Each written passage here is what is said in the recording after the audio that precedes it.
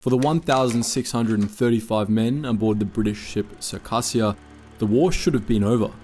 These veteran soldiers had fought in the Battle of France, been captured by the German invaders, and imprisoned in Frontstalags, prison camps situated in occupied France, away from the heartlands of Nazi Germany. In November 1944, the German tide had been pushed back in France. The front line had by then crossed the border into Germany in the east. The Frontstalags were liberated, and these tired and brutalized soldiers were going home. Home, for these men, was West Africa. They were the Tirailleurs Sénégalais, black soldiers who were referred to as Senegalese, but who in fact came from right across France's West African colonies. Their destination was Thiaroye, a military camp in Dakar, today the capital of Senegal. This was supposed to be the first stop on a lengthy and long overdue journey home, but for many of the men, it would be the end of the line.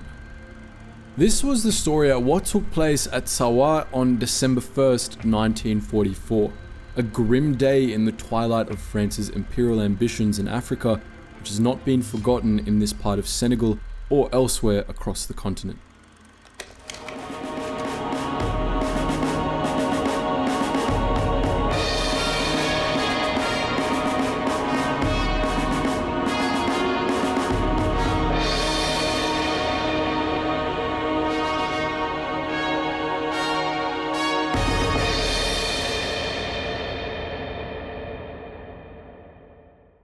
For the Tirailleurs Sénégalais, liberation and the promise of repatriation was great news.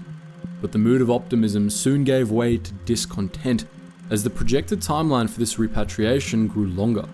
The process was complex and drawn out, needlessly so for many of the liberated soldiers, and deadlines came and went for their journey home. Finally, on November 5th, they were off. They arrived in Dakar 16 days later on the 21st and were sent to Thiaroye camp to await the next phase of their journey. But problems remained.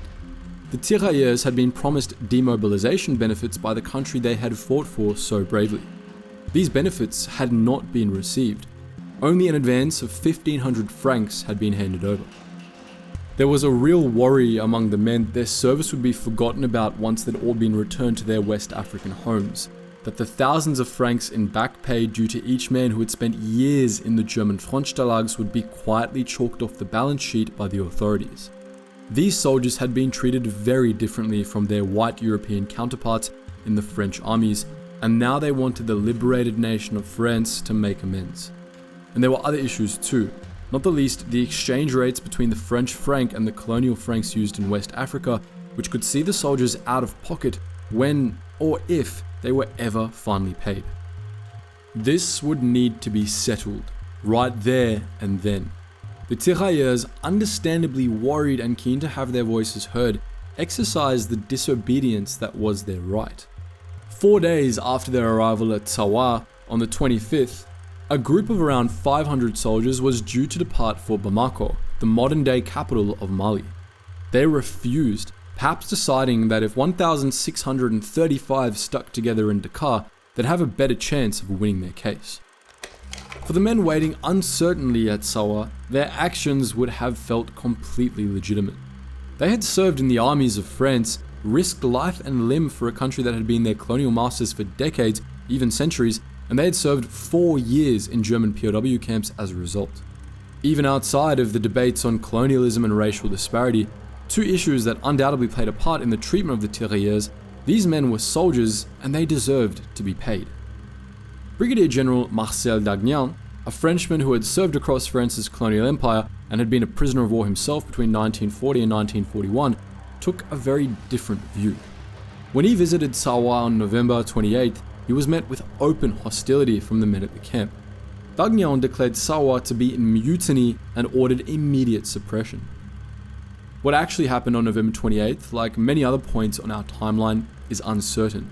It does seem that the general's car was damaged by protesting Tirailleurs soldiers. However, the general's claim that he was briefly taken hostage at the camp is less easy to verify. Whatever happened, Dagnan's mind was made up, and a tragic series of events was now in motion. The sun would have not yet risen over Dakar when the French colonial authorities arrived at Thiaroye on December 1st. At 6:30 AM, National Gendarmerie units and men from the 6th Regiment of Colonial Artillery entered the camp with a single M3 Stuart tank. The bulk of the men sent to put down the so-called mutiny were from the 1st and 7th Tirailleurs Sénégalais regiments. The tirailleurs were being sent into direct confrontation with their comrades. It's not quite clear what happened next. There are official reports from December 1st, 1944, but as we'll see later on, significant doubt has been cast on these official accounts. According to the reports, the soldiers advanced into the camp as the sun began to rise. At around 7:30 AM, it's said that one of the mutineers brandished a knife at the troops, but he was quickly disarmed. At 8:45, a gunshot reportedly rang out, but no one on either side fell. The standoff was now in its 3rd hour, and the tension was growing. At 9:30, a full 3 hours after the arrival of the troops, the ratcheting tension was broken in the most tragic and chaotic of ways.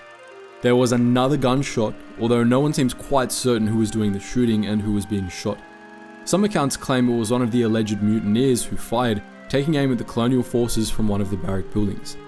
Others suggested a warning shot from the colonial forces themselves, intended to frighten the mutineers into submission, but instead spurring the already jumpy and nervous troops into action. The first shot, whoever fired it, triggered a volley of fire from the colonial troops. What had been a long and drawn-out process of anger and disagreement had been whittled down to a sharp point of violence that lasted only a few seconds. The colonial troops opened fire in a devastating fusillade that was over in less than 1 minute. The so-called mutiny was suppressed in a hail of bullets as men were cut down in their dozens across the Tsawa camp. Dagnan had what he wanted. The mutiny was over, and the potential for widespread discord and disharmony had faded amid the moans of the dying men at Tsawa. Men who had survived the war in Europe and the long passage back to West Africa, but had perished before they ever saw their homelands again. 24. That's the number the colonial authorities gave for the death toll of the massacre. A further 11, the official report stated, would die of their wounds, bringing the total cost of human life up to 35. This, in and of itself, is a sickening slaughter, but these numbers may have been just about palatable for the authorities and even for the people of France. The war was still raging in Europe, and France counted its dead in the hundreds of thousands, not the dozens. 35 African troops killed in a mutiny in a colonial backwater might not have turned too many heads in Paris and elsewhere across the newly liberated country. But it only took 4 days for these numbers to creep up. Dagnan's own report on December 5th put the death toll at 70. Subsequent research suggests that in fact it was much higher. An article published by news outlet Al Jazeera and other Western media sources in 2013 suggests as many as 300 Tirailleurs Sénégalais may have perished in the onslaught at Tsawa. It wasn't only the mutineers at Tsawa who were suppressed. Accounts of what happened have been suppressed too. The horrific events of December 1st and of the weeks leading up to this are omitted from history books on the French school curriculum. The 34 arrested mutineers were quietly pardoned in 1947, but they were not exonerated, and the widows of those killed at Tsawa reportedly did not receive the military pensions due to them. French West Africa was no more by 1958, and the region entered a new period of post-colonial independence. In this climate of change and reappraisal, historians and citizens have found themselves confronting the grim truths of the imperial past. Some of these truths, like of wars and conquest and the trade in enslaved peoples, seem almost impossibly distant from the present day. Others, like the massacre at Tsawa, are still within living memory. We may never know just how many people lost their lives on that December morning in 1944, and we may never discover what happened to those who fell to the bullets of their so-called comrades, but we owe it to these men not to forget. It's the least we can do.